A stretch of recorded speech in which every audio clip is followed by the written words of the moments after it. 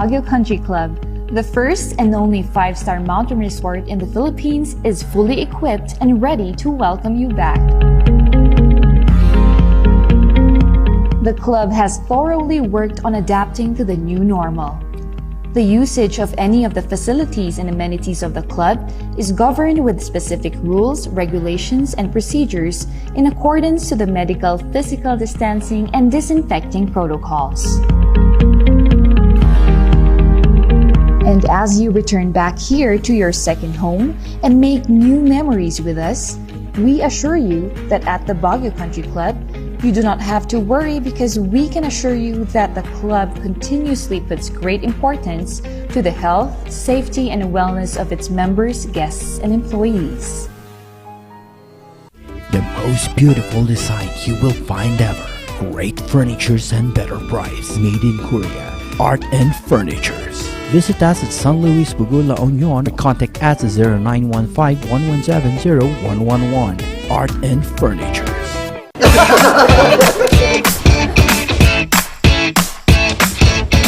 May panlaban na ako sa pimple dahil sa araw-araw na pet malungwer pa ng Kati Alice. Say hi to a new confidence with Kati Alice. Hello, good morning, TJ Home Builders po. TJ Home Builders po? Yes po, sir. Sir, paano po umorder online ng mga hardware supplies? Yes po, sir. Madali lang naman pong mag-order through our Facebook page po. Punta lang po kayo sa facebook.com/tjhomebuilders at i-message nyo na lang po kami doon at meron lang pong sasagot sa inyo. So meron po tayong indoor, outdoor, tsaka meron din po tayong for kitchen, for bathroom, at mga lightings po. Sir, ang TJ Home Builders po ay isang tindahan na nag-o-offer po ng mga finishing material. Easy to install at mas makakatipid po sila ng oras at sa pera po nila. Mas concentrated po kami sa mga modern materials. TJ Home Builders! We turn houses into homes!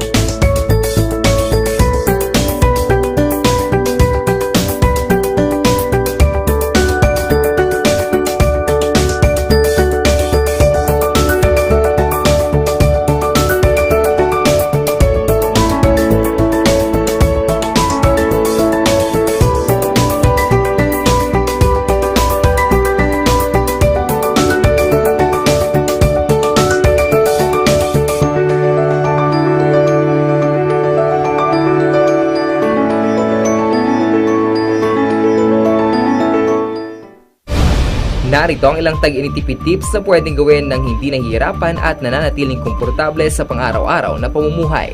I-defrost ang ref kapag lampas na sa 1/4 pulgada ang yelo. I-check ding mabuti ang pinto ng ref para masigurong hindi tumatagas ang lamig. Bawasan din na maggamit ng maraming ilaw. Linisin at tanggalin na lang dumi at alikabok sa mga bumbilya para mas maging maliwanag ang mga ito. Magtulungan tayong lahat sa mahusay na paggamit ng kuryente upang masigurong tuloy-tuloy na maihahatid ang kuryente saan man sa bansa. Isang paalala mula sa NGCP.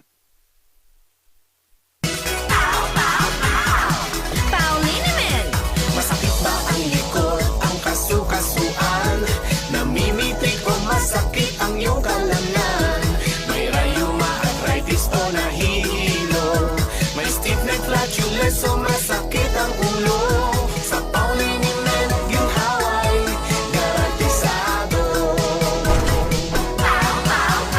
Paulinimen, isang pahid ka lang. Dahil walang out sa PAW.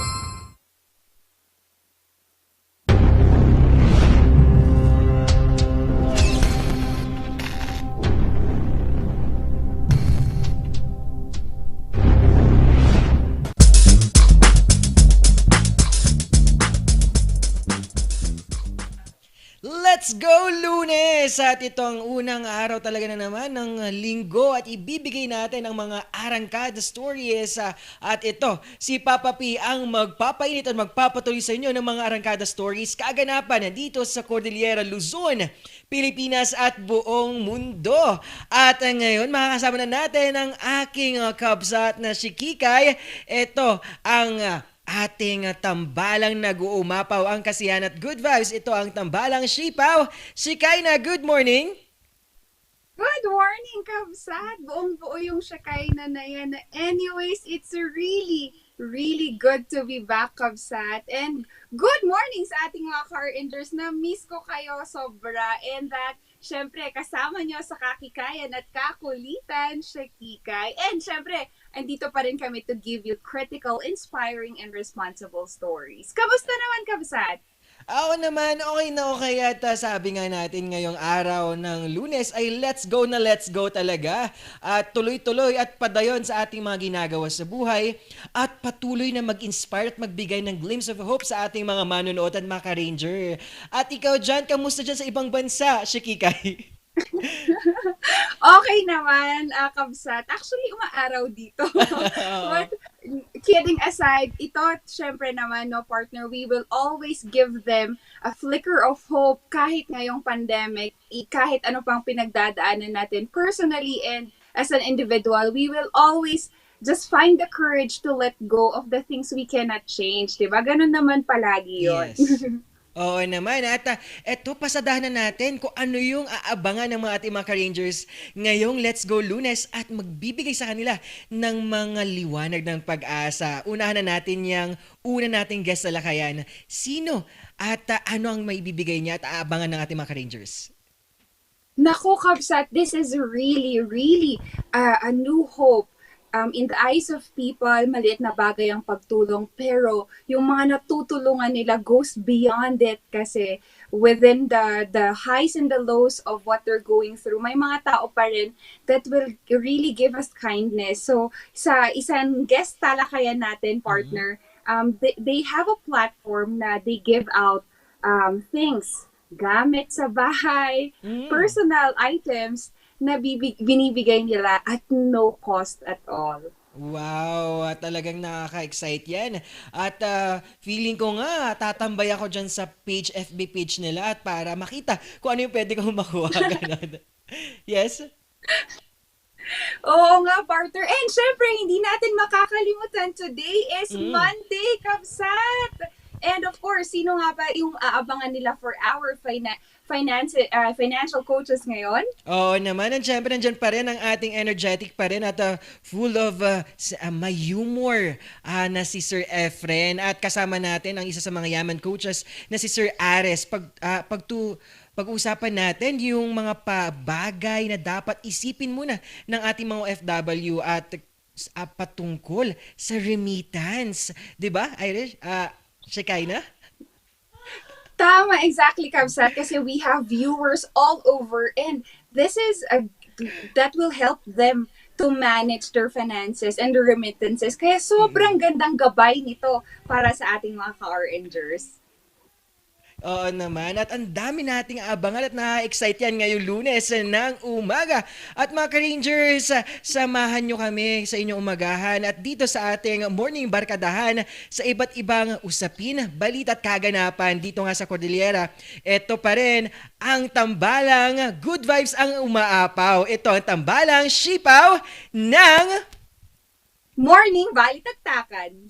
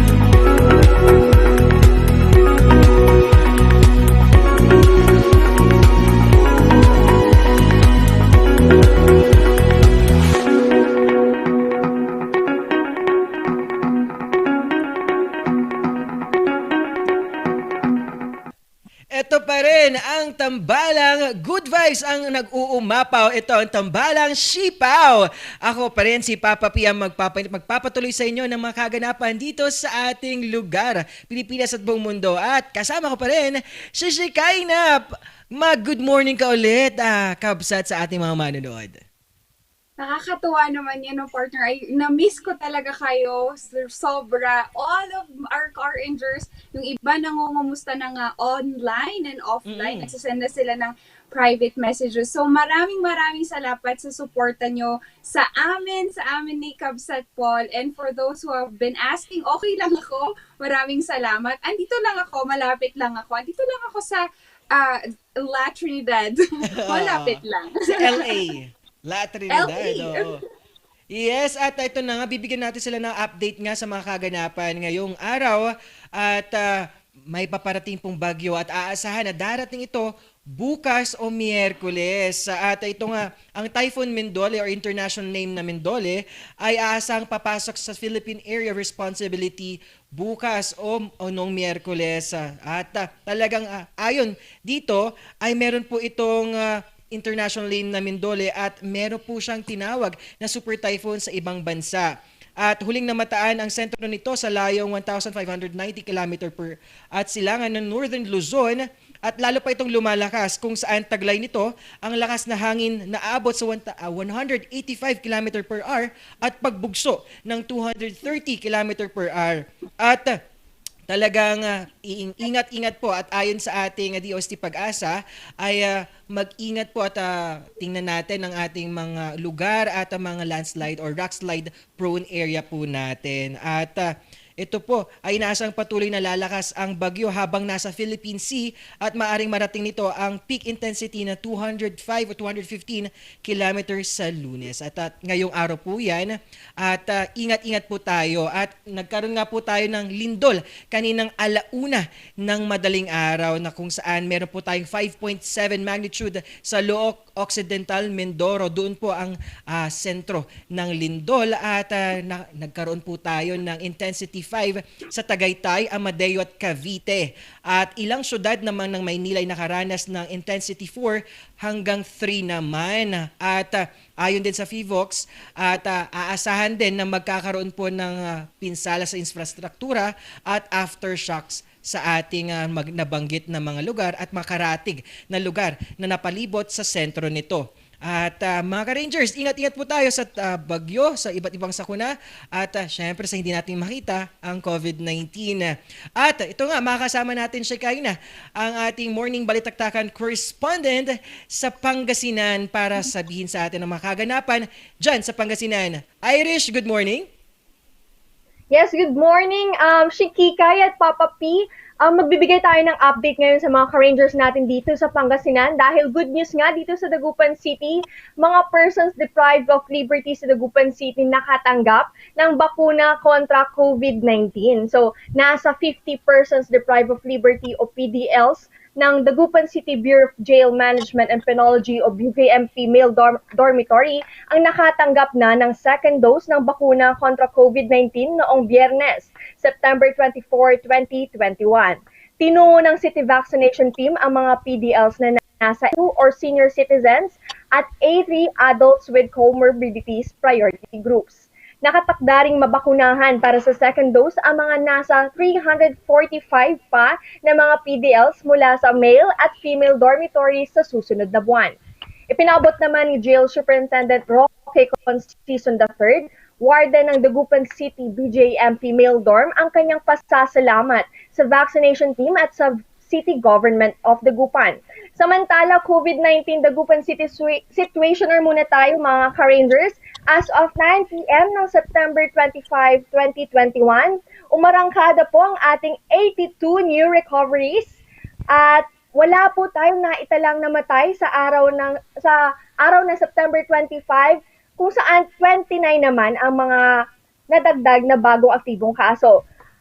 Ang total active cases ng Dagupan City sa kasalukuyan mga ka-Rangers ay 878. Ito po ay bumaba mula sa karaniwang 1,000 na sunod-sunod na araw na total active cases ng lungsod. At pinakamataas pa rin po mga ka-Rangers ang bilang ng aktibong kaso sa Barangay Bunuan Gazette na may 145, sinundan ng Barangay Pantal na may 93 at Barangay Maluwad na merong 70. So ayan ang mga balita at updates natin mula dito sa Dagupan City. Back to you, Paul. Yes, maraming salamat sa ating Morning Balitaktakan correspondent. At ito na nga, maraming salamat din Irish sa pagiging parte ng 2 linggo sa atin dito sa Morning Balitaktakan. We are blessed at nakasama ka namin dito sa Morning Barkadahan. Irish? No, ako mag-thank you kasi naging masaya ang mga mornings ko dahil sa mga ka-Rangers natin. And welcome back sa ating very own Shikikay. Hello, na-miss ka talaga ng mga ka-Rangers natin, Shikikay. Thank you so much, Irish. And talaga, tama yung sinabi ni Papa Paul. Blessed is an understatement kasi yung talent mo, it goes so much sa mga ka-Rangers natin. And we're hearing good feedbacks that it's going to be a good future for you. Kay Irish, maraming salamat and continue being a blessing to everyone as well. Wow! At yun na nga, sa ating mga ka-Rangers na hindi nakakalam, si Irish Kawili ay isa sa aming mga media interns at ngayon nga umarangkada at nabigyan ng pagkakataon at tumulong din sa amin sa Morning Balitaktakan. At congratulations and advance graduation ng Padayon Communication. Yan, Irish Kawili. Yes, thank you so much, partner Papa P and Miss Shikikay at sa lahat ng bumubuo ng Morning Balitaktakan team, kay Sir Dobie, Sir Mark, and kay Direk Rain. Maraming salamat at maraming salamat din po sa mga ka-Rangers natin na sumama at tumutok kasama namin ang Tambalang Parish. At ngayon nga na nagbabalik na ang ating Shikikay. Ako po ay nagpapasalamat sa inyo at we'll see you soon, mga ka-Rangers. Wow, oo naman. See you soon, Irish Kawili and Shikikay. Kamusta naman ang ating mga kaganapan dito sa ating Cordillera? Kaya nga partner, grabe nakita natin yung perfect timing for recoveries ng mga car injuries natin sa Pangasinan and all over parts of Luzon. And we are also lucky partner kasi we were able to record at least 68 new recoveries as of September 26. That was 5 p.m. Nakaka-overwhelmed because with these numbers, we are seeing that we are fighting this pandemic amidst things na hindi nga natin nakita. Adding the 68 to the 18,761 recoveries that we have, there was a few casualties at 5 deaths, but there are also active cases which lalabanan natin because we have later on, Kabsat, we will give them a quick overview ng ating vaccination schedule. And of course, just a friendly reminder, we have 2 new lockdown orders, mga car injuries within Gibraltar and South Central Aurora Hill. And that's adding to the current 21 barangays that has existing lockdown partner. Yes, at ito na nga, ang existing lockdown order natin, patuloy pa rin na nasa listahan itong mga area at sitwasyon dito sa street at purok ng Irisan, Gibraltar, Bakaking Norte Sur, Isquirino Hill, Camp 7, Pacdal, Outlook Drive, San Luis Village, Kaya Extension, Andres Bonifacio, Bakaking Central, Middle Raquari, Upper Quezon Hill, SLU SVP, Luwakan Proper, Gisad, Surong, Pinget, Lourdes Subdivision Extension, Engineers Hill, Kias, West Bayan Park. Mga ka-Rangers, ingat-ingat pa rin po tayo at tumulong po tayo na sa pagbibigay ng kaunting paraan tulad ng hindi paglabas kapag nasa lockdown order ang inyong barangay o purok ay panatiling na wag na pong lumabas dahil alam mo Shikay na patuloy na higit 200 na ang pumapalo ng mga active cases kada araw dito sa ating syudad ng Baguio.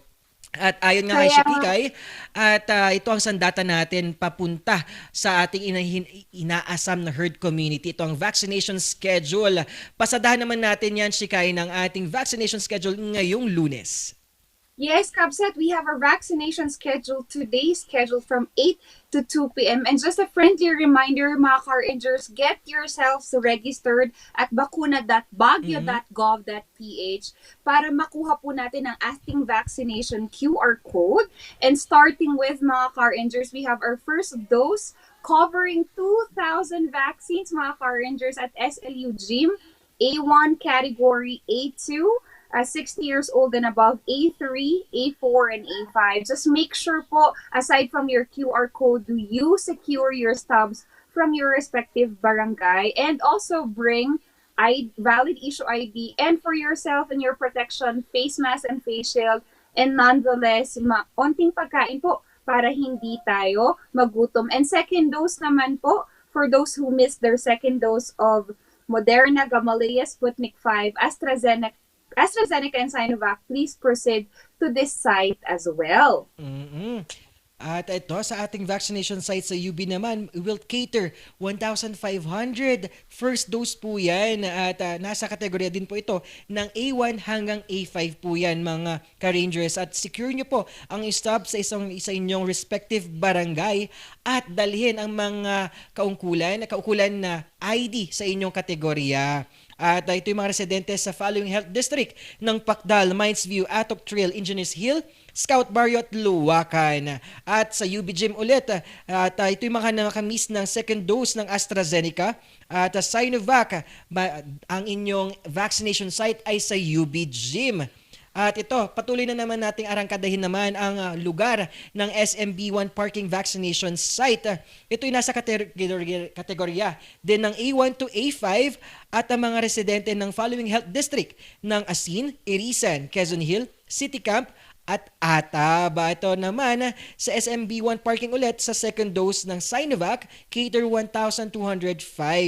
Dose scheduled last September 25, Saturday po yan for Sinovac, at sa mga nakamiss ng second dose ng Pfizer, AstraZeneca, Sinovac ay please proceed sa SMB1 parking. At ano pang mga requirements, Shikaina, sa mga nabanggit nating kategorya ng A1 to A5? Yes, partner, thank you for that. No, and syempre for A1 category, just please make sure we have a valid ID or PRC or facility ID with Baguio address. For our A2 categories, for our dual citizenships po, don't forget to bring your senior ID showing that you are teenager at the age of 60 years old and above. A3 persons with comorbidities, please make sure we have our medical certificate or prescription within the last 6 months, and of course, a valid ID.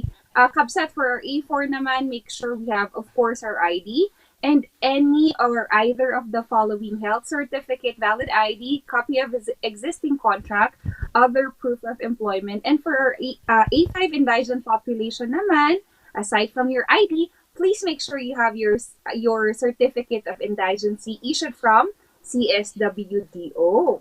Wow, ayan na nga, talagang nakakabuhay din ng sigla ang ating paglaban sa ating COVID-19. At ito nga ang vaccination, ito ay isa sa mga paraan para magkaroon po tayo ng inaasahan nating herd immunity dito sa ating lugar at syempre sa buong Pilipinas. At Shikaina, excited ka na ba ipakilala ang ating guest ngayong araw? Siyempre, partner, before ko makalimutan, segunduhan kita ha, mga ka-Rangers, dun sa mga medyo meron pang tanong or skeptical sila pagdating dito sa vaccination. I will let you know that I, for myself, is a COVID survivor, and nakita ko that being vaccinated had so much advantage kasi ako ay fully vaccinated, and unfortunately, nakuha nga natin ang COVID-19, and nakita ko na naging sandata siya. Hindi ko masyadong naramdaman ang mga simptomas ng COVID-19, pero kinailangan nating i-address yung mga naramdaman natin. Hindi naman ako masyadong nasaktan katulad ng pananakit niya. Pero naman. Yes naman. At ito na nga. At ang ating guest ngayon, ipakilala mo na yan, Shikaina, para sa ating mga manonood. Kaya nga, partner, I am so excited to introduce to you Miss Pam Rulyoda, and she is the founder of Declutter Baguio and La Trinidad. Good morning, Miss Pam. Good morning, Shepaw. Wow. Hello po. Yes, energy kong energy, Ma'am Pam. At Yes ito po. na nga ang ating ginawang advocacy page, ang Declutter Baguio and La Trinidad. Kakaiba ito, mga ka-Rangers, dahil ibang advokasya ang ipinopromote ng FB page at grupo na ito. Ma'am Pam, paano nagsimula ang Declutter at ano ang mission ng Declutter Baguio and La Trinidad? Okay po. Bali, 9 months ago, nagsascan ako through my newsfeed. Tapos nakita ko tong group na located sa Manila, which is Anything to Declutter PH. So I joined. Then, after 2 months, I created Declutter Baguio. So, ang group na to is we entirely give free items to people in need. Lahat ng mga hindi mo na gustong mga items, yan, i-post mo lang dyan, off you go. Tapos may mga donors din tayo, and may mga recipients din ng item na to. Ayun. Wow naman. Yes, si Tama Kaina. nga, Miss. Yun nga, tama nga, Miss Pam, may nakita natin na pay it forward kasi sabi mo nga in one Yeah. of the post and declutter Baguio, once month's trash is another person's treasure. Ma'am Pam, nung nagsimula kayo, yun nga, nung nagsimula po kayo, ano yung mga naging challenges? Kasi syempre, hindi natin controlled yung mga inaibibigay at yung recipient natin. How did you address those things as well? So what I do is, yes, I actually maintain the page. Madami ako nakikitang mga requests na they are very specific with the item. Like, let's say, someone is asking for baby clothes. Pero hindi naman lahat ng mga donors sa group na to is talagang makakapag-post ng mga baby clothes. So what I do is I decline the post and then I give feedback.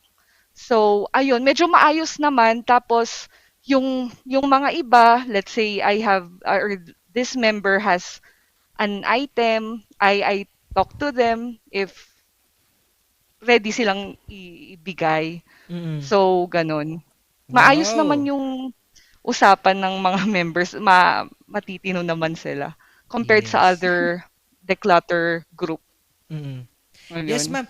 Ma'am, paano yung process nito? Magpo-post, kunyari ako, di-declutter akong mga furniture. Ipo-post ko lang po doon at paunahan po ba? Ng kung sino magkukuha? Actually, depende sa donor eh. Meron silang say kung gusto nilang, let's say, couch. Yes, ipopost mo if this is already used, the pickup location, paano ang schedule ng errand, ganon. Para makikipag-usap ka sa donor. If let's say gusto nila one minor lang, ganon. Mm-mm. Wow, oo. At Ma'am Pam, ano yung mga ginawa ninyo ding mga activities or events with the Declutter, La Trinidad and Baguio na kung saan it will give us advocacy at awareness sa ating mga ka-rangers at mga manonood? Kasi during this trying moment, ang dami kasing nag-switch ng focus sa home improvement. So ang daming tao talaga na nakikita nila yung mga gamit na hindi na talaga nila ginagamit sa bahay. So this is really a great group wherein you can just post your items for free, as in no money involved. Just kakausapin nyo lang yung donor ng item and there, you're good to go. Yes. At malaking bagay din ito sa environmental na aspeto. Tama po ba, Ma'am Pam? Yes po. Yes po. It's like you're getting free items, you're already saving, so that goes hand in hand. Yun naman. At Shikaina, ano mga exciting at nakaka-excite yung mga ganitong grupo, di ba?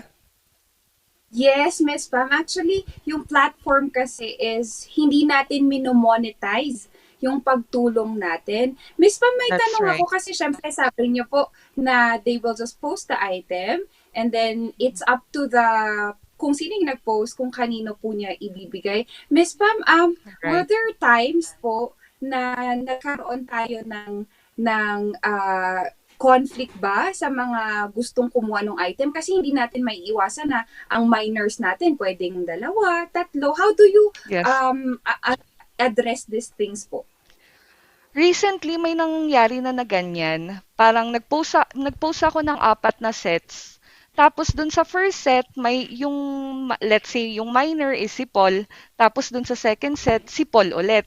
So, ang ginawa ko, syempre, parang para sa akin, hindi na siya fair. Parang give chance to others naman. So I spoke to the first minor of the two sets na kung pwede, sa second minor na lang mapunta. Which is pumayag naman siya. So if kung may ganong kasunduan naman, then okay naman. Magiging okay lahat. Just be fair. Kaya nga, Ayun. opo, lahat naman, no? Mapapag-usapan Opo. naman how we set these things. Miss That's Pam, right. aside from that, interesado kami kasi mga car rangers natin dyan tumututok ngayon. Mag-ask po ba kami ng permission bago nyo bigyan kami ng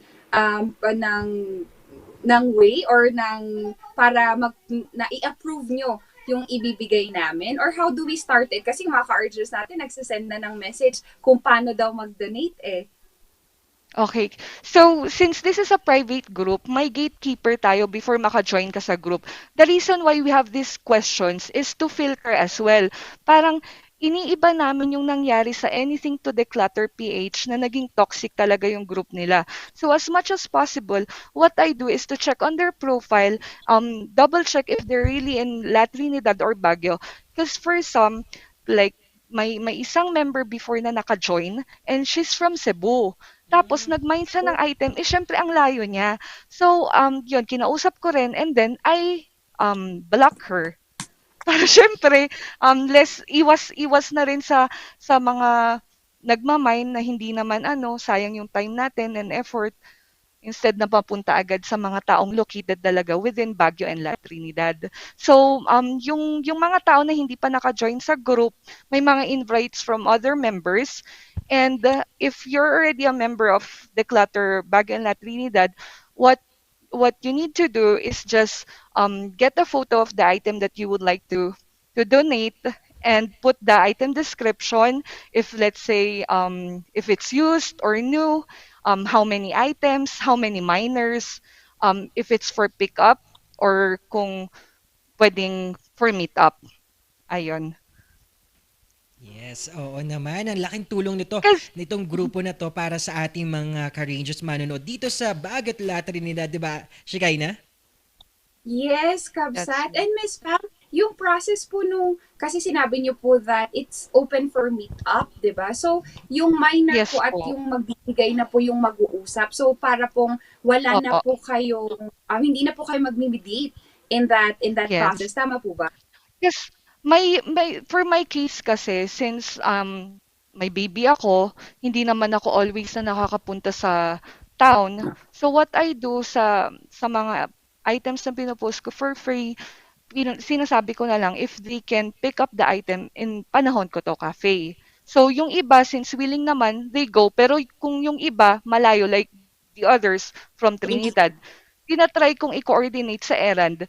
If gusto nila, then yes, we At go. napansin ko Ma'am Pam, pwede siyang maging domino or ripple effect na it will help din also mga errands din natin, errand riders. Oo, Na it will help tama. din na magkaroon ng mga Dami pwede nilang i-deliver. Tama, Ma'am? Ang daming natutulungan, tama. Yes. At ano pang mga natutulungan ng mga ganitong tulad ng riders natin, mga ka-rangers natin? Sino pa mga pwedeng matulungan ng mga declutter La Trinidad and Baguio? Actually, ang dami niya na natulungan yung mga taong nawalan ng work during pandemic. May mga ibang tao rin na na-scam. May mga members din na nag-open up about sa ganun. Tapos, mga single mom, yung mga low-income earners, ayan. Yeah, wow. Yan yung Miss mga Pam? number one na natutulungan. Yes po. Mm-mm. Oh, Miss Ma'am, tanong ko lang kasi parang mostly our gamit. How about naman perishable items like food po? Meron po ba? Do you allow po ba na mag-donate ang ating mga car rangers in that po? Yes po. Pero for now, wala pa naman po ako nakikita sa mga requests ng food. Pero siguro this month, encourage ko yung mga members to post perishable items if they have. Wow. At ano po yung mga upcoming events or activities na naisip nyo sa inyong grupo na Declutter Baguio and La Trinidad para sa ating mga grupo at miyembro at mga gustong sumama sa ating mga manunod at ka-rangers? Actually, etong November, since Halloween nga, nag-iisip ako kung pwedeng yung trick or treat for kids. Pero since bigla naman naging GCQ tayo and kids are not allowed, so medyo nag-stop yung idea na trick or treat for kids na sana may mag-donate ng mga stuff like toys or some candies, lollipops, ganon. Ang nangyari ngayon is i-move na lang for December. Kung Yes. merong mga tao na willing to donate ng mga what do you call this, like food sa Christmas, pasta, yung mga ganun, noodles. Tapos, iipunin namin dito sa panahon ko to. Tapos, we'll get like 20 to 30 persons na um, bibigyan natin. Beneficiary, oo. So, at least may matutulungan pa rin tayo kahit sa maliit na bagay lang. Wow! At sana mabigyan din kami. Ganun pala naman. Yes. Opo. Oo. At actually Tama. maganda yung advokasya ninyo na planning to extend it to Christmas at lalo season of Yes. giving ika nga nila. Maganda ito at it's an example sa ating mga kabataan na magbigay at hindi lang sa kabataan kundi sa ating mga miyembro, mga ka-rangers na nanonood na magbigay at po. kahalaga ng bigayan ngayong panahon. 'Di ba? Shikaina? Yes nga, Miss Pam, akala nyo maliit siya, pero sobrang laking bagay nito sa mga car rangers natin. Miss Pam, sino naman po yung mga gusto nating pasalamatan? And meron ba tayong request sa ating mga magdodonate if ever? At saka mga tips and advices din sa mga future na members natin. Actually, napaka-thankful ako. Sobrang supportive ng mga members ng Declutter Baguio and La Trinidad. Before kasi 'di ba Baguio lang 'to. Tapos ang daming mga tao sa La Trinidad na willing to help as well. So thankful din ako na naging part din ng Trinidad sa group na 'to.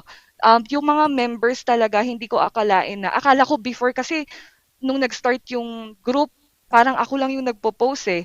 Tapos ayan na after a week, dumadami na sila ng dumadami. Nung nag-post ako before ng no solicitation, ang daming nag-comment. So parang naisip ko, ay wow, akala ko parang walang impact sa kanila yung mga post na gano'n. Yun pala, nag-o-observe din yung mga tao sa paligid. And eto nga, nakakatuwa kasi dumadami na talaga yung nagpo-post ng mga free items. Like, recently lang, may naka-receive ng couch na hindi na talaga ginagamit. So, syempre, yung ibang tao na I believe yung naka-receive nun is nawalan ata siya ng work. So talaga napaka-thankful niya na kahit pa paano na nabigyan yung family na ng ganong klaseng gamit sa bahay. So, ang ina-advise ko lang sa mga tao na gusto rin mag-start ng gantong klaseng group nila, if you're 100% sure, kumuha kayo ng 3 boxes. Yung first box, box A, items that you're willing to let go. Box B, items that you're still gonna use. Items, box C, box na maybe, na you might use it in the future or hindi na. Pero sana naman yung maybe box nyo is wag mag-pile up. As much as possible, mag-decide na kayo, parang lagyan nyo ng what you call this, border yung sarili nyo na ibibigay nyo na to sa box A or B. So kung meron na kayong items na willing na kayong i-let go, then it's time for you to post it na para meron na tayong mga tao na pwedeng matulungan. Kasi alam natin na yung mga items na yan, we don't use it anymore. But for some people, it's useful for them. So instead of going to the trash, it's time for you to reduce clutter in your home. So that's it. Wow! At talagang maraming salamat sa tips na binigay nyo sa amin at sa mga manonood natin, Ma'am Pam. At sa pagbibigay, Most welcome po. pag-step forward natin sa mga ganitong grupo at pagbibigay, pagtindig natin na gumawa ng ganitong grupo at matulungan ang ating mga kababayan ngayong panahon ng pandemya. And maraming salamat pa dayon sa inyong ginagawa, Ma'am Pam. Anytime po, sir. Anytime. As much as kaya naman, then go for it. Yun. Maraming Yes naman. salamat, Miss Pam. And andito lang kami palagi for you if in case you need anything. Ready kami ni Paul para tumulong. Di ba, Kapsat? And thank you again, Miss I know, Pam. yes po. Oo naman. December, magkita-kita tayo la Sir Paul. Para Yes, gift-giving naman. At for sure, meron po kaming declutter din para makatulong din sa inyong grupo. At maibigay namin yung mga bagay na hindi na namin kailangan at sa iba naman ay kailangan pala nila ito. Wow, thank you Sir Paul, my Miss Shekinah. Thank you so much po. Yes. Thank Wow you, na ma'am. wow. Isa na namang guest talakayan ang ating nakausap ngayong umaga, di ba, Kabsat? Kaya nga, partner, nakita ko lang that gratitude turns what we have into enough. So kung ano yung bagay na we can let go that would help others, tulungan natin. Gusto ko, Kabsat, yung tip ni Ma'am Pam na box A, B, and C, probably magpapile up yung maybe ko na boxes, but it's time for us to declutter. Oo naman, kailangan na din declutter yung mga bagges natin para makamove forward sa past. Yun pala, hugot na hugot pala ako ngayong Kaya nga, umaga. parang Pero iba na yun, I have a happy and a big smiles na puso ngayon dahil sa ating nakausap nating Ma'am Pam because of ganitong mga ginagawa niyang grupo para makatulong nga sa ating mga ka-Rangers. At ito nga, at bumati naman tayo dahil ito nga, Let's Go Lunes. Sino ang patuloy na nag-go-go sa atin ngayong umaga, Shekinah? Kaya nga, partner, ang dami actually. Thank you for your warm welcome, mga Car-Rangers. And thank you kasi andyan kayo palagi for our program. And syempre, kay aking Papa Paul as well. So I just wanted to say hi and good morning sa mga Car-Rangers natin from Korea. Maraming salamat sa pagtutok at kahit na day off nyo ata ngayon. And to my sister also watching from Taiwan, ate, ingat ka. To our Hong Kong Rangers, Kabsat, maraming salamat. Sir Rain as well, maraming salamat sa pagtutok. Ayun, ito na nga, umarangkada din sila. Good morning daw, galing kay Bat, Kasim Khalid, kay Julius. Have a great day po at a big smiles and big love. At kay Ma'am Charmaine, hello po Ma'am Charmaine, great to see you back on screen. Shekinah ko daw, sabi ni Ma'am Charmaine. Pak Laverne. Yan. At ito nga, sabi nga din ni Rain Gayaw, good AM, welcome back Tambalang Sipaw. At sabi naman ni Eric Garcia, ay pwede bang barkadahang si Pares na lang para mas masaya umaga? Ayun, tatlo daw. Pwede, no, partner. Pwede talaga yun. Yes. It will definitely add so much fun and good vibes sa ating mga Car-Rangers. And of course, speaking of good vibes, no, partner, hindi pa tayo natatapos with our program today. Marami pa tayong good vibe stories for everyone and advices para sa ating mga OFWs na nanonood sa atin ngayon. Yes, at mga ka-Rangers, wag nang bibitaw at wag nyo na ilipat ang inyong mga channel. Hawakan nyo lang ang remote pero wag pipindot. At sumama na dito sa ating tambalang good vibes ang nag-uumapaw. Ito ang tambalang sipaw ng Morning Balitaktakan.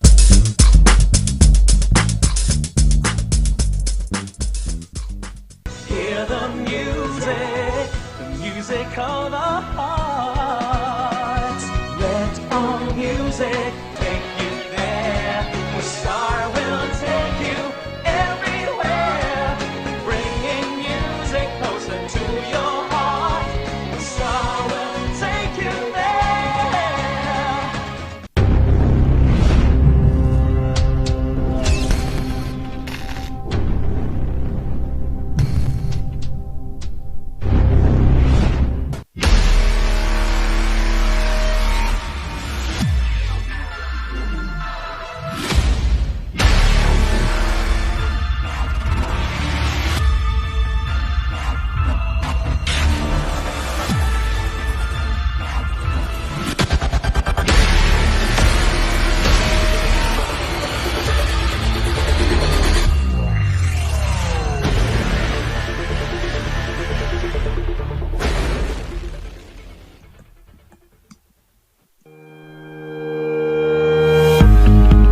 The Baguio Country Club, the first and only 5-star mountain resort in the Philippines, is fully equipped and ready to welcome you back. The club has thoroughly worked on adapting to the new normal.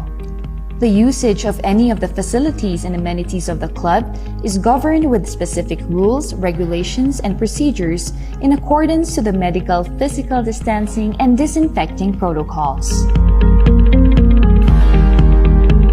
And as you return back here to your second home and make new memories with us, we assure you that at the Baguio Country Club, you do not have to worry because we can assure you that the club continuously puts great importance to the health, safety, and wellness of its members, guests, and employees.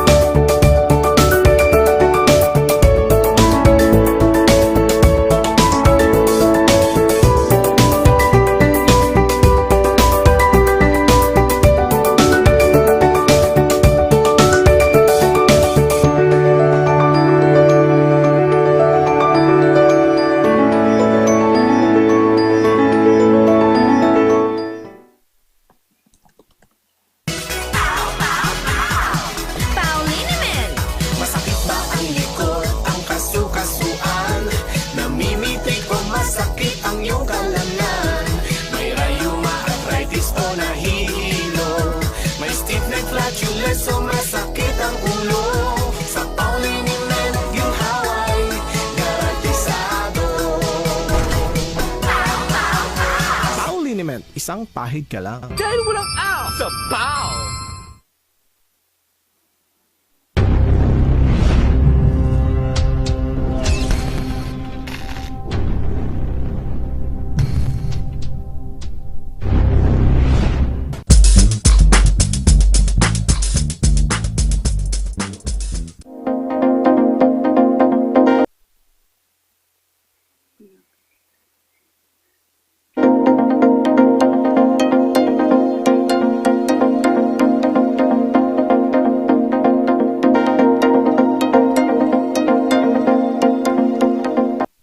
Nagbabalik ang Morning Balitaktakan. Pasadahan naman natin ang mga nagbabagang balita ngayong umaga.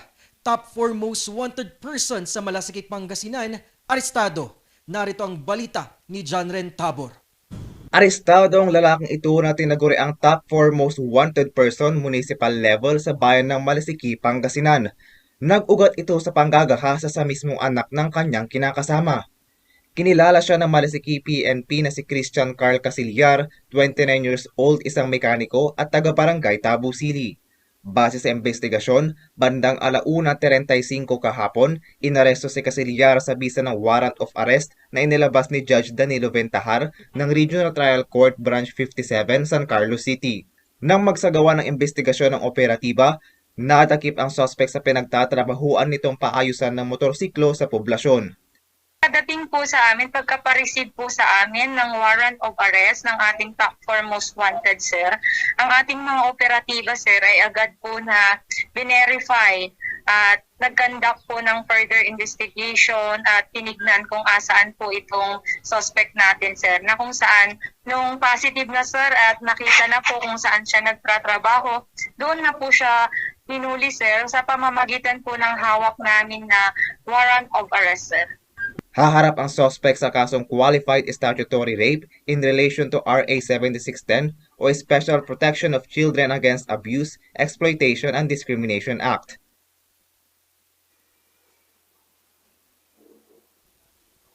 Balitang good news naman tayo, mga indigenous children ng San Guillermo, Isabela, na abutan ng tulong. Narito ang balita.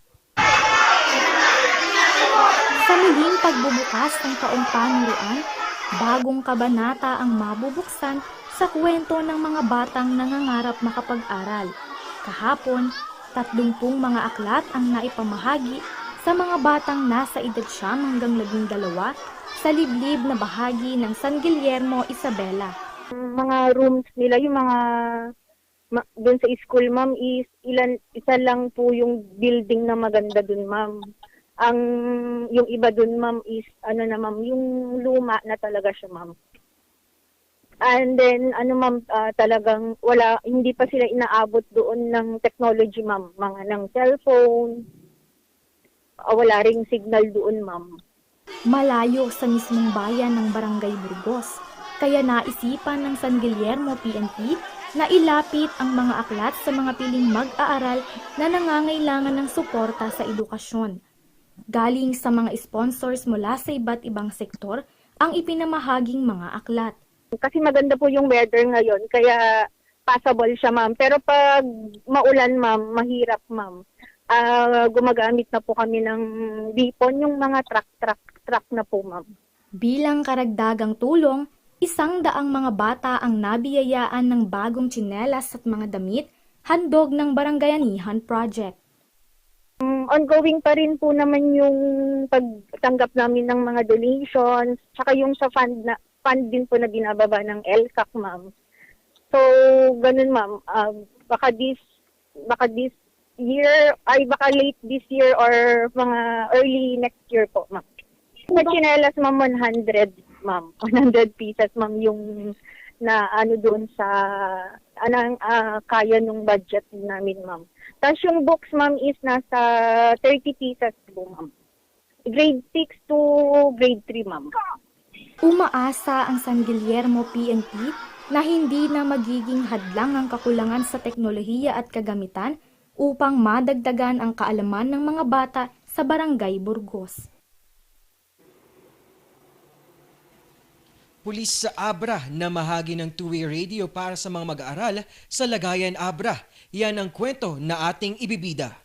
Aabot sa 34 na piraso ng two-way radio ang ipinamahagi ng Abra Provincial Mobile Force Company sa mga mag-aaral ng Pulot Elementary School sa Lagayan Abra. Ayon sa Abra PMFC, ito'y paraan nila ng pagtulong sa mga mag-aaral ng Pulot Elementary School. Nagbigay din sila sa mga mag-aaral ng Velasco Elementary School sa Lagayan Abra ng 10 units ng two-way radio. Nagpasalamat naman ang mga guro at mga mag-aaral ng dalawang paaralan sa natanggap nilang maagang pamasko. In behalf of Velasco Elementary School, teaching staff, pupils, and parents, I would like to express my heartfelt gratitude to Sir Marvin Takanay, First Abra PMFC, for donating 10 units of two-way radio for our learners. This two-way radio will serve as a communication tool to reach our learners in their area and to have a clear one-on-one interaction between the teachers and pupils in the absence of face-to-face classes. Ang nasabing proyekto ay parte ng Adopt a Family program ng PNP. Tumulong din ang nasabing tropa sa pagtatayo ng bagong covered court sa Barangay Lat-ay sa Malibcong, Abra. Nagbuhat ang mga pulis ng mga construction materials sa pagtatayo ng covered court at mga gamot at kagamitang medikal para sa COVID-19 response ng bayan ng Malibcong. Para sa mga karagdagang balita, bisitahin ang aming website na rngluzon.com at tumutok sa Luzon Headlines. Ito si Paul Baldoza. At Shakay Nakudaw. Para sa Morning Balita.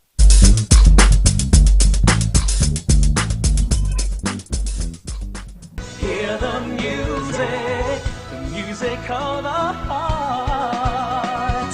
Let all music take you there. The star will take you everywhere. Bringing music closer to your heart. The star will take you there.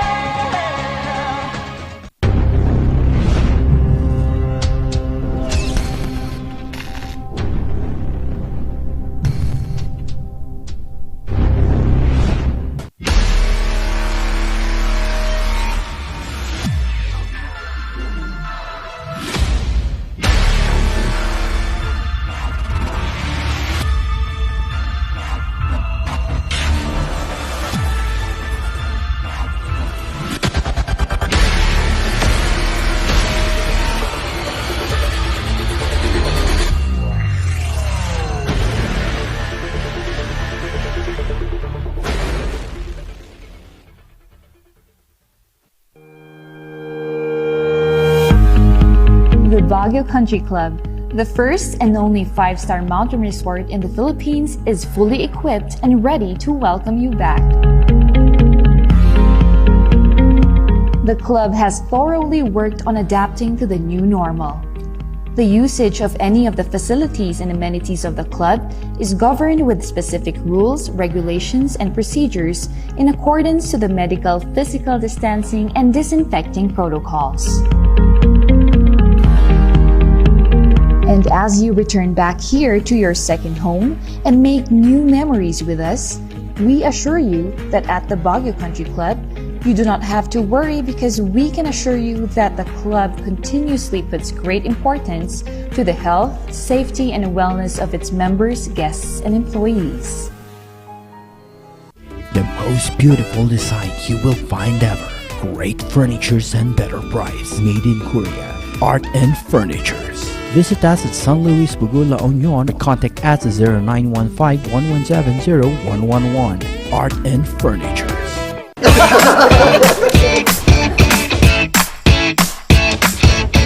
May panlaban na ako sa pimple dahil sa araw-araw na pet malungwer pa ng Kati Alice.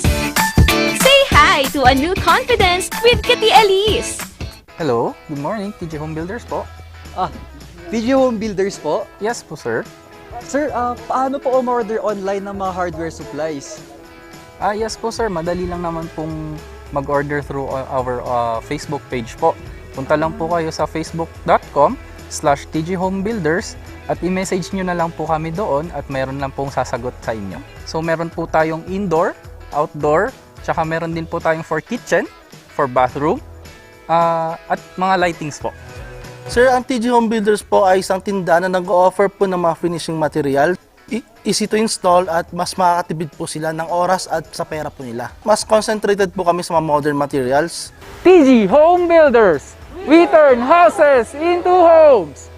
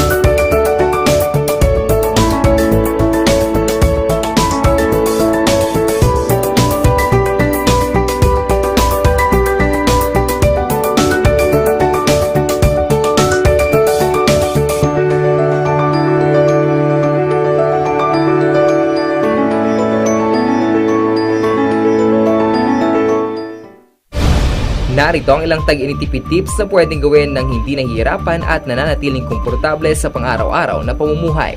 I-defrost ng ref kapag lampas na sa 1/4 pulgada ang yelo. I-check din mabuti ang pinto ng ref para masigurong hindi tumatagas ang lamig. Bawasan din na maggamit ng maraming ilaw. Linisin at tanggalin na lang dumi at alikabok sa mga bumbilya para mas maging maliwanag ang mga ito. Magtulungan tayong lahat sa mahusay na paggamit ng kuryente upang masigurong tuloy-tuloy na maihahatid ang kuryente saan man sa bansa. Isang paalala mula sa NGCP.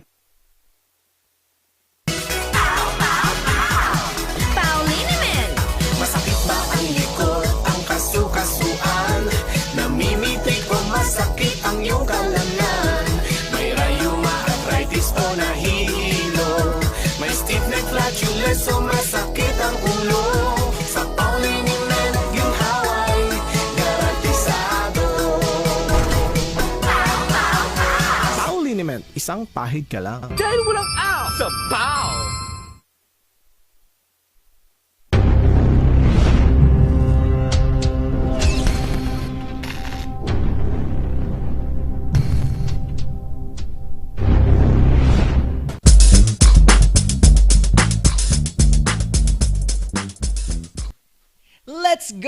Let's go Lunes dahil ito na nga ang ating segment ngayon na inaasahan natin ngayong Lunes.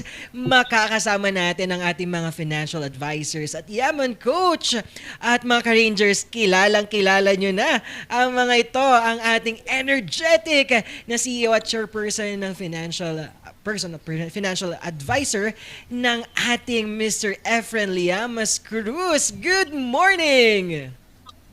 Good morning po! Good morning sa inyo lahat. Good morning.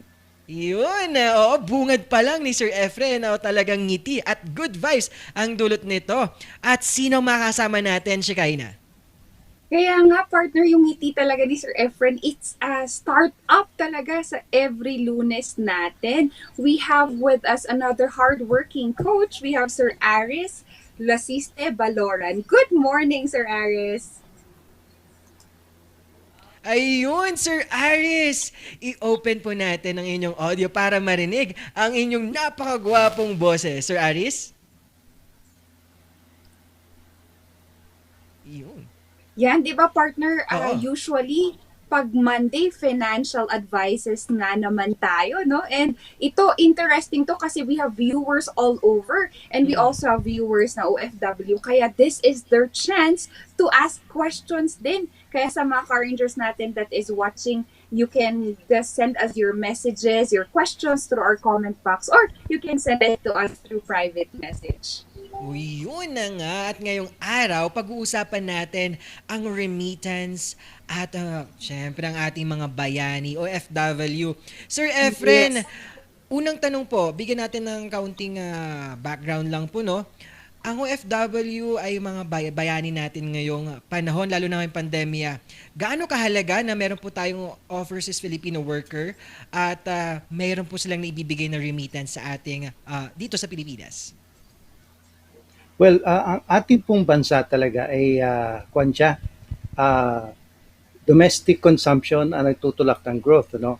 And that consumption, kailangan natin mag-import minsan. Actually, kalimitan.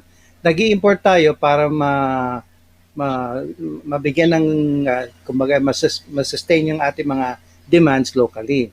Kaso, pag puro importation tayo, mas malaki ang demand versus dollars kaysa sa pesos. So, baka mag-depreciate lang yung currency natin, magmamahal din ang mga ini-import natin. So, ang kailangan, nag-export din tayo. And yung ating OFWs, para silang export.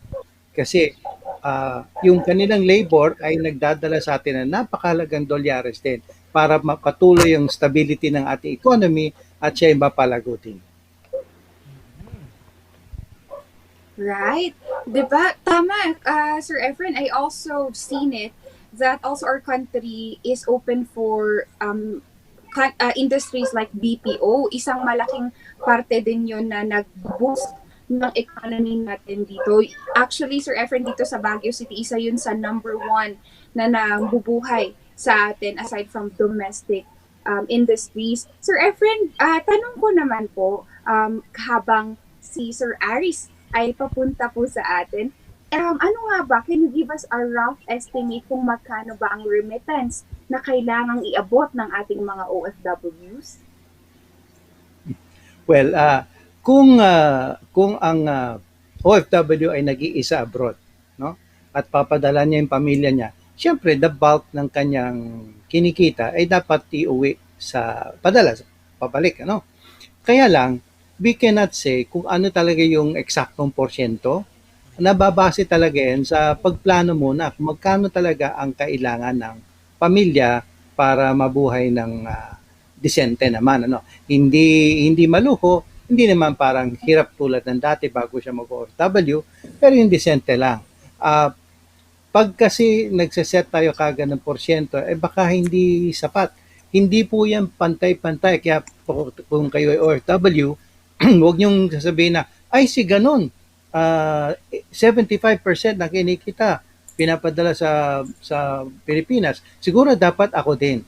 Kanya-kanya yan. Unang-una, baka magkakaiba kayo ng level ng utang, ng pamumuhunan, ng lifestyle. So, kailangan po talagang mag-compete muna kayo together with your spouse kung paano talaga ang dapat padala pa uwi. Yun, thank you for that tips, Sir Efren. At ito na nga, makakusap na natin si Sir Aris. Sir Aris, bumati na muna po kayo sa ating mga Rangers. Good morning. Buongiorno, okay na po ba? Ayun, narinig na namin po, Sir Aris. Buongiorno. Buongiorno po, opo. Sir Aris, pag-usapan na natin ang remittance at mga FW po. Unang tanong po, how much remittance po is enough para sa isang OFW? Ayun, napakagandang question. Kagaya nga ng sabi ni Coach Efren, we are one of the economic drivers or contributors to the country's economic growth right now. Kaya nga siguro tinatawag kami ngayon ng mga bagong bayani because our remittances talaga yan ay isa sa mga nagdadagdag ng growth sa ating economy. So dun sa tanong na how much, ay masasabi ko walang specific percentage from our income o sabihin na lang natin specific na amount. But ito ang sagot ko dyan. No, that depends on the love and the needs of our loved ones. So, ulitin ko sa Tagalog, magdidepende yan sa pangangailangan at pagmamahal namin sa mga mahal namin sa buhay dyan sa Pilipinas. Yun, at ito na nga. Sir Efren, para sa inyo naman po, itong OFW po or remittance po natin na nabanggit nyo po ay may malaking halaga at parte para sa ating ekonomiya. At Sir Efren, ngayong pandemya po ba, naapektuhan din po ba ang ating OFW at remittance rate natin? Ay, oo naman. Kasi yung mga OFW natin, nagtatrabaho sa mga bansang tinamaan din ng COVID. At alam naman natin na nung tumama yung COVID, marami ang nawalan ng trabaho. Hindi lang OFW, pati yung mga citizens ng bansa kung saan sila nandoon. Kaya medyo bumaba talaga yung ating remittances. But so far, bumabawi na. So that's the good news, bumabawi tayo. Kasi as the economies around the world ay nagbubukas na, ay nare-employ ulit sila, so okay na, well hindi pa tayo okay, pero we're on the way to recovery. Yun. At Sir Aris naman, kapag may isang kliyente or FW po natin na humihingi ng tips sa inyo as a financial advisor at yaman coach, gaano po ka-importante na dapat chinecheck ng FW ang kanilang remittance? I think Ma'am Shikaina could relate to this. Kasi nga, ganito po yan. Pag ang isang OFW o isang ordinary Pilipino nandyan sa Pilipinas, pupuntang overseas. Meron tayong tinatawag kasi na newfound wealth shock. Ibig sabihin nito, for example, itong taong ito ay sanay sa 5,000 pesos na sahod. Pagdating niyan sa overseas, it's either times 5, times 10. Sabihin na natin times 10. So, from 5,000, magja-jump siya ng 50,000. So, ayan, magkakaroon siya ngayon ng shock. Oo, dumami ang aking pera. So, anong mangyayari? Since we have what we call money temperature, at tinatawag din natin na money psychological wallet, ibig sabihin nito yung ating sistema, yung ating subconscious na tinatawag, ay hindi pa sanay sa 50,000 pesos. So, anong mangyayari niyan? So, ang isang OFW magkakaroon niyan ng overspending. At usually dyan papasok yung overpadala, yung pagpapadala niya ng napakaraming remittances. Kasi nga, ito yung common mistakes ng mga OFW na ayaw namin ng padapuan ng langaw o gusto namin bigyan ng buhay na magandang aming mga mahal sa buhay dyan sa Pilipinas, wherein hindi nila napapansin yung remittances na nila ay sobra-sobra na. At may kilala ako dito, sabihin na lang natin 600 euros yung sahod. Ang ibinibigay 400, 200 na lang ang natitira sa kanya. Which is, for us, maling-mali po yun. Wow. At ito na nga talagang marami talagang sumusuporta at nanunood at interesado dito sa ating remittance. Panguna na natin si Boyet na Season. Good morning everyone. Ito na nga, galing din kay Andrea Bastian. Good morning daw Sir Aris at Sir Efren. At kay Joy Longkop. Good morning ka Rangers, Papa P. Shikaina, Coach Efren at kay Coach Aris. At mula nga sa Indang Cavite, magandang umaga daw. Galing kay Carlo Digo. Wow!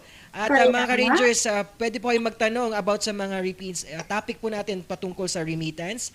At mga gusto niya pong itanong sa kanila kay Sir Aris at kay Sir Efren. Shikaina, ano mga katanungan na mula sa ating mga ka-Rangers naman na nandyan? Yun nga, Kabsat. And Sir Aris, nabanggit mo na po that there are some mistakes or financial mistakes na na-commit ng ating mga OFWs. Ano nga ba yun, yung mga common financial mistakes ng ating mga OFWs? Ayan, maganda na namang question po yan. Kasi nga, mga OFWs, we base our love through emotion, yung pagmamahal, lalo sa pagbibigay ng remittances. At usually, ito yung mga common mistakes na nangyayari sa atin. Unang-una, nagkakaroon tayo ng fear, tapos inggit, at yung pinaka-worst na kuwan natin is yung nagalit. Okay, ibig sabihin ng fear, unang-una, fear of, pag-investing, fear ng pagse-save, kasi nga natatakot baka may scam. At ito naman yung kakaibang fear. Yung fear na may sabihin sa iyo yung ibang tao. Yung sasabihin na, naku, nasa abroad na nga, hindi ba makapagbigay? Pero hindi nila alam yung iyong pinagdadaanan. Lalong-lalo na ngayon, COVID-19. Halos lahat ng mga trabaho o yung mga OFWs dito nawalan ng trabaho. Yung mga iba, nawalan ng income. Okay, so yun, yung fear. Pangalawa naman yung inggit. Since na-touch natin kanina yung newfound wealth shock. Since maraming dumarating sa iyo, ayan, so sasabihin mo sa sarili mo, kung kaya ng taong yan, kaya ko rin. So iPhone Pro, 13 Pro na kaagad, di ba? Ganyan ang style ng mga OFW, pero hindi naman lahat.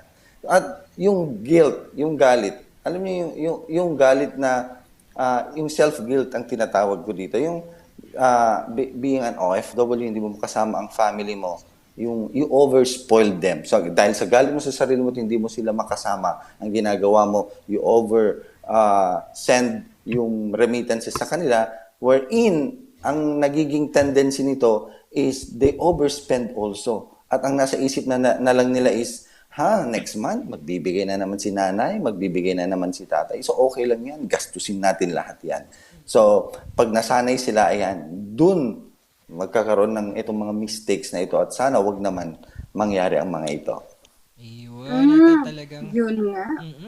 malaking bagay ito na kailangan nating isipin muna sa mga OFW na nagbibigay ng remittance. At Sir Efren, ito na nga, kapag sa pagbibigay naman, hindi natin maiwasan yan, Pilipino yan eh.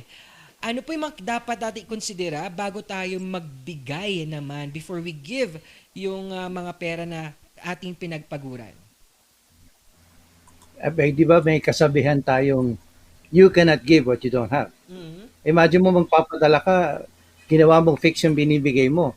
Wala ka na ubos ang pera ngayon. Mangungutang ka pa. So, don't do that, number one. Number two is that kung pinag-uusapan natin pamimigay outside of the family, let's say may kamag-anak, humihingi, mag-ganon, napag-usapan na rin natin to in previous episodes, magtabi na ng budget for that. At doon kayo bubunot. Pag naubos yun, sasabihin mo na lang syempre, yung budget po namin naubos itong month na to Pag mag-usap na lang tayo next month. Okay?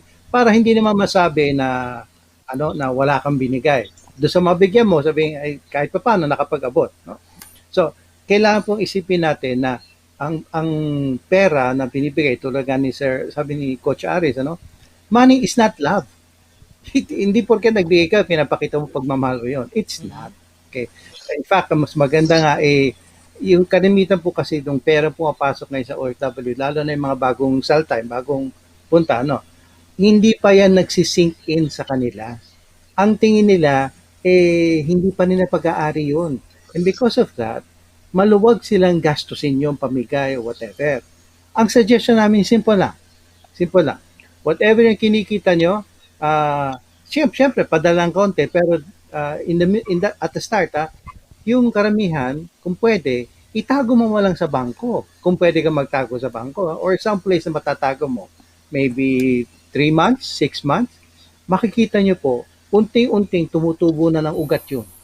At masasabi mo, ay, akin na to.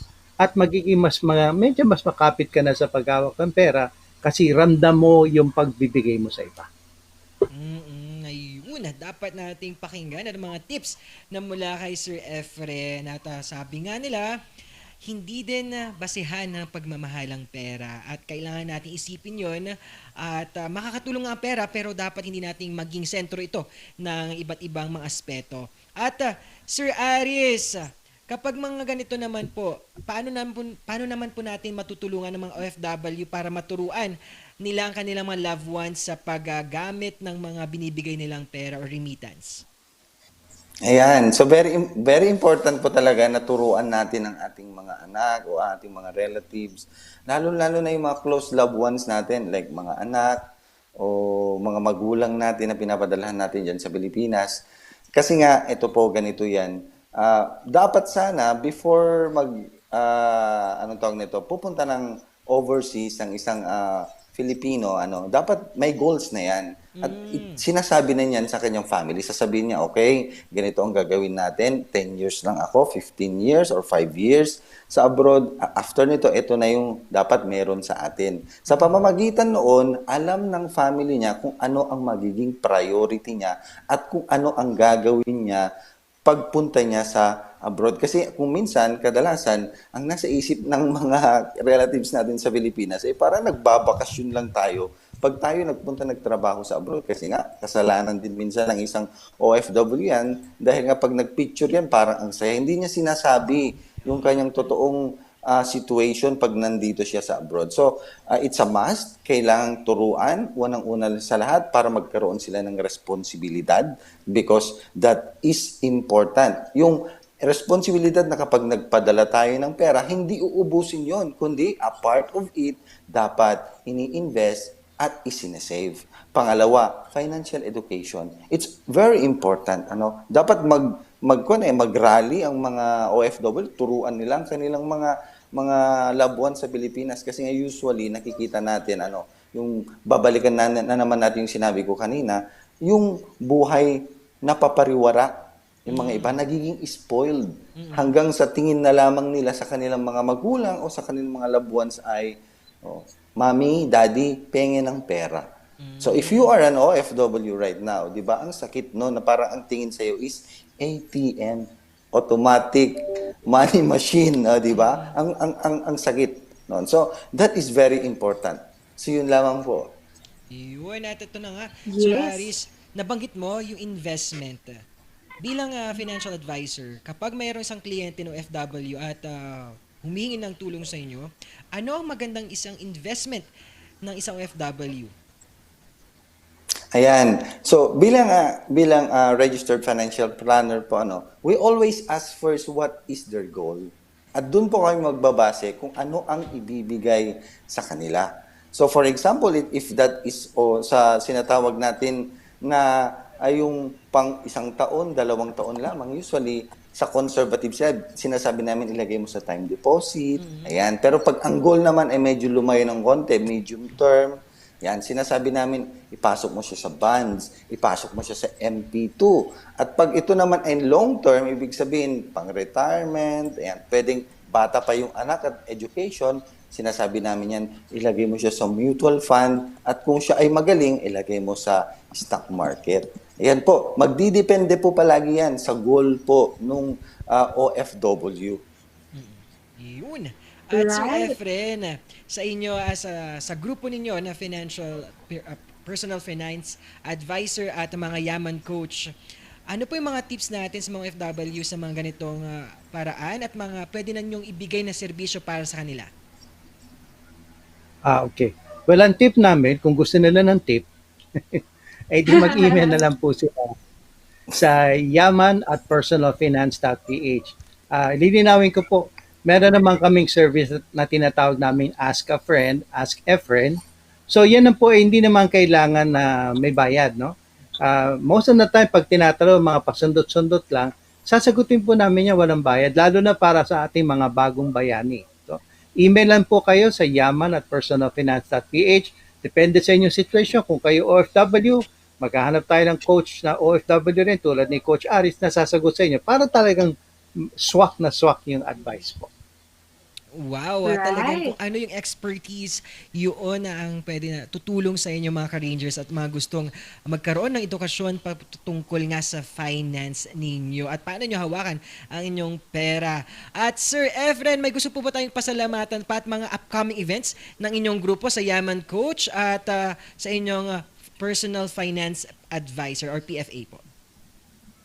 Well, firstly, gusto kong batiin ulit si Miss Sheki. Welcome back. At salamat sa inyong dalawa rin. Kay Sir Dobby, Miss CJ, buong RNG, lahat ng Yaman coaches po, at sa lahat ng OFWs din natin na tumutulong pa rin hanggang ngayon sa ating bansa. Maraming salamat po. Meron po kami mga training program na kung gusto niyo salinan, bantayan na lang po yung aming website. Nandun po lahat yan. Oo. At ito, yes, Shikaina, Sir Efren at Sir Aris, may pahabol pong tanong. Pasensya na po, no? Kaya Ayan, ang galing po kay Mama Joy. Ayan, ang sabi po kay Sir Aris po, would you recommend for OFWs to encourage their children to be OFW also? Ayan, magandang tanong. Depende na naman ang sagot natin dyan. If bilang an OFW, kasi ang family ko nandito, kasama ko ang aking mga anak. Pero alam nyo ba, na sino-survey ko kasi dito kung ano ang maganda para sa aking mga anak. Ang iniisip ko palagi ito, if I could send my children, kasi tinuturuan ko na sila, they are 7 and 2 years old. If I could teach my children and let them study sa Pilipinas and let them study sa mga big schools, yung mga magagandang eskwelahan dyan, I will let them. Yun ang gusto ko. Pero magdidepende pa rin yan sa mga anak. Kasi usually, pag kinukuha ng anak o ng isang magulang ang kanilang anak dito sa abroad, ang mangyayari niyan, kung ano yung trabaho ng magulang, yun din ang tratrabahuhin o yung magiging trabaho ng kanilang anak. And in my personal point of view, I do not like that to happen to my children.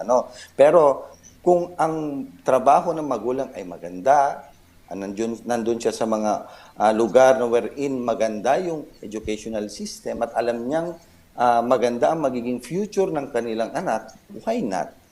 Pero sa amin dito kasi sa Italy, iba yung situation. Kaya iba yung aking perspective naman. I want my children to go and study dyan sa Pilipinas. I am imagining na, what if they will study dyan sa mga big schools dyan. And then after that, they will return here in Italy. And then hindi lang dito sila sa Italy pwede magtrabaho. They could go sa US, sa Canada.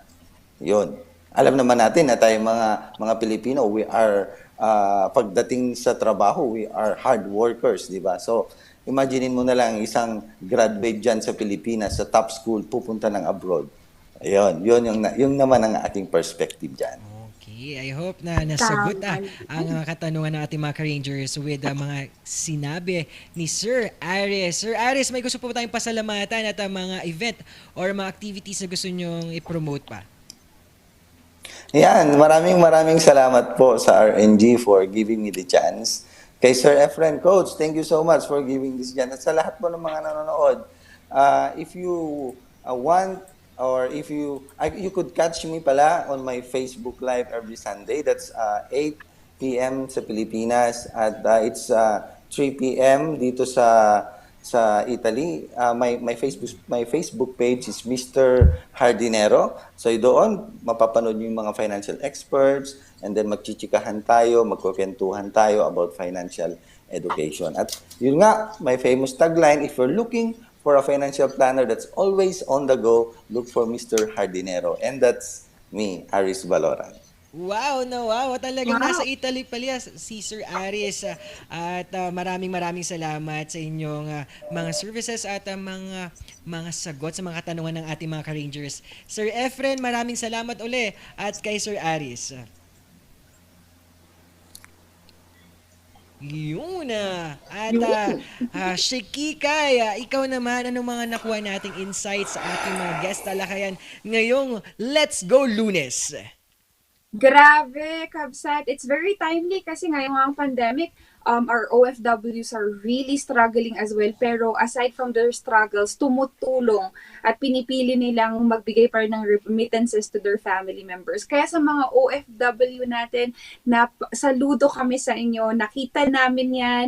Our family members are, my sister is, and loved ones are also a friend. Marami tayong kaibigan who's OFW, kaya maraming salamat sa servisyo niyo. And to our coaches, maraming salamat for your tips and advices. It's enlightening for us to understand these things kasi minsan tama nga yung sinabi ni Sir Aris and ni Sir Efren that we're overlooking on these things kasi nga ang mindset natin mahal nila tayo or that meron silang maayos na trabaho doon. So, minsan di na tayo nagbabanat ng buto or if not, minsan nagiging complacent na tayo in our decision making. So, maraming salamat to our coaches and to Sir Efren as well. Kabsat? Oo naman. Yes, at malaking bagay din talaga na meron tayong mga ganitong kaalaman at realization. Yung nagbubukas tayo ng mga pinto at mga pananaw ng ating mga ka-Rangers na meron pa rin tayong matututunan at magkaroon ng kakayahan na magtrabaho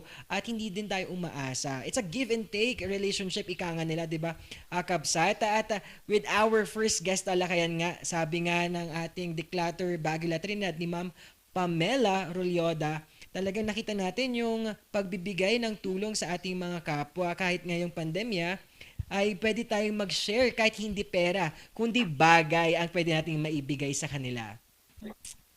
Kapsat. Yun nga, partner kasi yung mga small things like maybe education that we're giving to our car rangers and yung tips, advices, sobra, it goes beyond the screens that they're watching and lifelong pa rin siya, life-changing for others as well. Kaya sa mga car rangers natin, pasadahan din natin, partner, ang nagbibigay ngiti at inspirasyon sa atin ng ating mga sponsors. Yan. Unahan na natin ang NGCP, Muzar, TJ Home Builders, Baguio Country Club, Lemon Hotel, at Loves Cafe, at syempre ang Sangyo Pocha. Ano pa? Naman, partner, syempre, we also have our Studio Cafe, wala ng aw, sapaw, Kati Alice, Amyanan, Balita ngayon, at Pines Estate Gaming Corporation. Partner, bigay na natin ang quote for today. Ang quote for today ngayong araw ay narito na. Ito, if you want to be happy, set a goal that commands your thoughts, liberates your energy, and inspires your hope. Yun ang ating quote of the day. Tama nga nila, dapat kapag nagsaset ka ng goal, dapat lahat ay domino effect doon sa iyong mind, sa iyong puso, sa iyong galaw. Tama, di ba?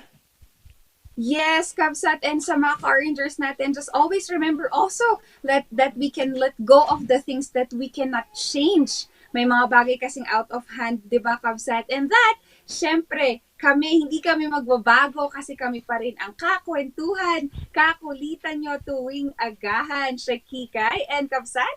At ako si Papa P ang magpapatuloy sa inyong mga arangkada stories dito sa ating Pilipinas at buong mundo. Ito pa rin ang tambalang good vibes ang nag-uumapaw. Ito ang tambalang sipaw ng Morning Balitagtakan.